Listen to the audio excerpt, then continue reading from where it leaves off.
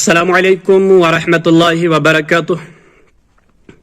میں اس وقت یہ ویڈیو اس لیے بنا رہا ہوں کہ چند دنوں سے میرا ایک بہت پرانا کلپ جو ہے وہ دوبارہ وائرل ہو رہا ہے، اور اس کے وائرل ہوتے ہی بہت سارے فتنہ پرست اور مفتن لوگوں نے جو ہے وہ سوشل میڈیا پر ہنگامہ سا برپا کر دیا ہے۔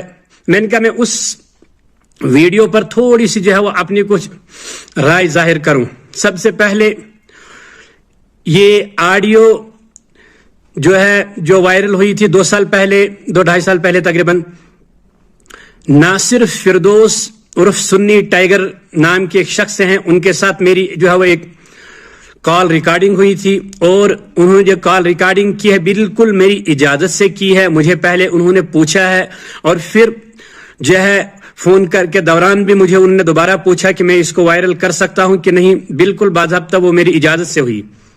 ہاں، اگلا مسئلہ ہے کہ انہوں نے ٹائٹل میں کچھ غلطی کی، تھوڑی سی ٹائٹل میں انہوں نے ایک غلطی کی ہے کہ انہوں نے میرے نام کے ساتھ مولانا اور قاسمی لگائے، مولانا دلاور قاسمی، جس کی وجہ سے کچھ فرقہ پرست قسم کے لوگ، فتنہ پرست قسم کے لوگوں کو جو ہے وہ ان کو زیادہ ہی کچھ جو ہے وہ ہونے لگا، اور ان کے پیٹ میں زیادہ ہی مروڑ ہونے لگا کہ بھائی یہ تو شاید جو ہے وہ ہماری کچھ وہ چھین کے لے رہا ہے۔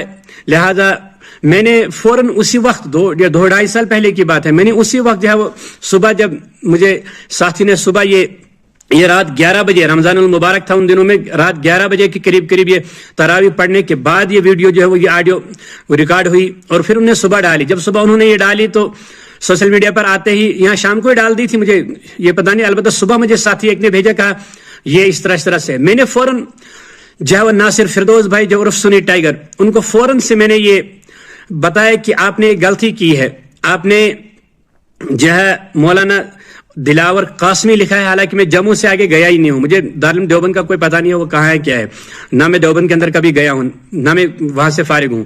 میں نے دیوبندی مدارس میں بھی پڑھا ہے اور سلفی مدارس میں بھی پڑھا ہے۔ بہرحال انہوں نے فوراً وہیں سے معذرت کر لی کہ مجھ سے غلطی ہوگی، تو وہ مسئلہ ہو گیا۔ بہرحال اب میں اس بہت سارے لوگ صرف ٹائٹل دیکھ کر، انہوں نے جو ٹائٹل دیا، انہوں نے ٹائٹل میں لکھا کہ جو ہے انہوں نے جو ہے وہ دیوبندیت چھوڑ دی اور یہ اہل سنت میں شامل ہو گئے ہیں۔ بہرحال اہل سنت دیوبندی بھی آتے ہیں میرے نزدیک، میں تو الحمدللہ بریلیوں کو بھی اہل سنت میں سمجھتا ہوں، حق سمجھتا ہوں، اور دیوبندیوں کو بھی حق سمجھتا ہوں، اور سلفی حضرات کو بھی حق سمجھتا ہوں، تمام اہل سنت الجماعت میں آتے ہیں، اور زیادہ تعلق میرا کیونکہ تبلیغی جماعت کے ساتھ رہتا ہے، اور تبلیغی جماعت کے ساتھ میں نے کبھی یہ نہیں کہا کہ میں تبلیغی جماعت کے کسی ایک جو ہے وہ دھڑے کو مانتا ہوں۔ کام میں اگرچہ مرکز کے ساتھ زیادہ کرتا ہوں، مثال میں نے 2021 میں چلہ لگایا تو مرکز کے ساتھ لگایا، ضروری نہیں ہے کہ بھائی اس وقت میرے یہاں جو جماعت آتی ہے وہ مرکز سے زیادہ آتی ہے، کام زیادہ ان کا ہے تو ہمیں ان کے ساتھ اٹھنا بیٹھنا پہلے سے ہی تھا اور اب بھی ہے۔ تو حضرت جی مولانا سعد صاحب دامت برکاتہم العالیہ کے ساتھ میرا تو کوئی جو ہے وہ ذاتی زمین کا جھگڑا تو نہیں کہ میں ان کے ساتھ جو ہے وہ، مجھے کام کے ساتھ واسطہ ہے، اور یہ کام حضرت جی کا ہے ہی نہیں، مولانا سعد صاحب کا کام نہیں ہے تبلیغ کا کام، یہ تو انبیاء کا کام، حضرت آدم علی نبینا علیہ الصلوۃ والسلام سے لے کر جو ہے وہ تمام انبیاء جتنے پرافٹ محمد صلی اللہ علیہ وسلم تک آئے، تمام کا یہی کام تھا۔ بہرحال اب میں اس جو آڈیو اس وقت جو لیک ہوئی تھی، آج جو دوبارہ وائرل ہوئی ہے، جس پر فتنہ لوگ اٹھا رہے ہیں، اس کے بارے میں، اس میں سب سے پہلے میں نے یہ بات کہی ہے کہ آج اکثر لوگ ہر مکتبہ فکر، چاہے وہ خود کو سلفی کہیں، خود کو حنفی کہیں، خود کو بریلوی کہیں، دیوبندی کہیں، جو بھی کہیں، ہر ایک خود کو ہی حق سمجھنے کی کوشش کرتا ہے اور دوسرے کو باطل سمجھتا ہے۔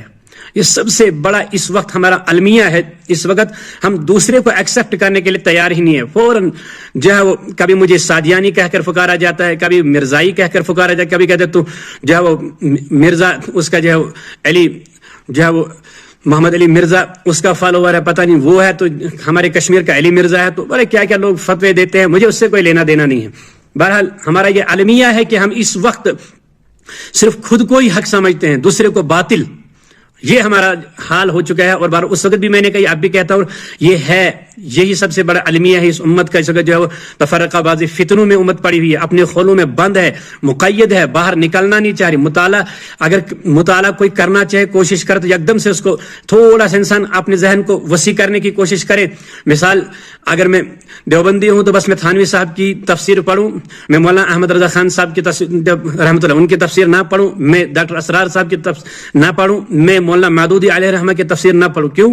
اگر میں وہ پڑھنی شروع کر دی اور میں نے کبھی بیان کے اندر کبھی ان کا نام لے لیا, او یہ تو آج فلاں ہو گیا, یہ تو گمراہ ہو گیا, یہ تو وہاں ہے ہی نہیں. لہذا ہمیشہ یہ ہو چکا کہ بس ایک فرقے کے اندر بند رکھا گیا ہے لوگوں کو. اتنا کتنا تحقیق کچھ پتہ ہی نہیں ہے لوگوں کو, آج صرف اپنے فرقے کو حق سمجھتے ہیں. دوسری بات اس میں نے یہ کہی ہے کہ دیوبند, میں نے کہا ناصر فردوس بھائی کو کہ یہاں میرا پہلے موقف تھا 2014 تک تو میں بڑے مناظرے کرتا تھا لوگوں کے ساتھ. کیوں؟ کیونکہ یہی جو ایک ہی, جب انسان ایک ہی مکتب فکر کی کتابیں پڑھتا ہے اس میں انسان خود ہی, اس وقت میرا بھی ذہن تھا کہ بس میں ہی حق پر ہوں, دیوبندی لوگ ہی حق پر ہیں, باقی سارے باطل ہیں. تو میں کتابیں پڑھتا تھا اور نتیجہ پہلے سامنے ہوتا تھا. میں کتابیں پھر بھی میں نے تحقیق کی بھی, وہ کون سی تحقیق, پہلے نتیجہ سامنے ہے, پھر کون سی تحقیق ہوئی. تحقیق کا مطلب ہوتا ہے کہ انسان تمام مکتب فکر کو سائڈ رکھ کر پھر مطالعہ کرنا شروع کر دے اس مسئلے کے بارے میں, فلاں جماعت کیا کہتی, فلاں کیا, پھر دیکھیں کہ کس کا مسئلہ قرآن حدیث کے زیادہ مطابق آتا ہے, نزدیک آتا ہے. تو یہ تھا. بہرحال میں نے دیکھا کہ کتابوں کے اندر, دیوبندی کتابوں کے اندر موقف, ہر مسئلے کا موقف کچھ اور ہے اور باہر کچھ اور ہے. میں اس وقت آپ کے سامنے لوں, دیوبندی مدارس اس وقت جو ہے وہ کتابوں کے اندر اور تقریروں کے اندر یہ کہتے ہیں کہ جی یہ چوتھا, یہ 40واں, یہ میت کے پیچھے عیسائی ثواب کے لیے جو اجتماعی قرآن خوانی, یہ سب بدعت ہے, حرام ہے, پتہ نہیں کیا ہے, یہ خانہ سب کچھ غلط ہے. مگر خود جاتے ہیں چندے کے لیے, اگر خود نہ جائیں کہتے چندہ بند ہو جائے گا.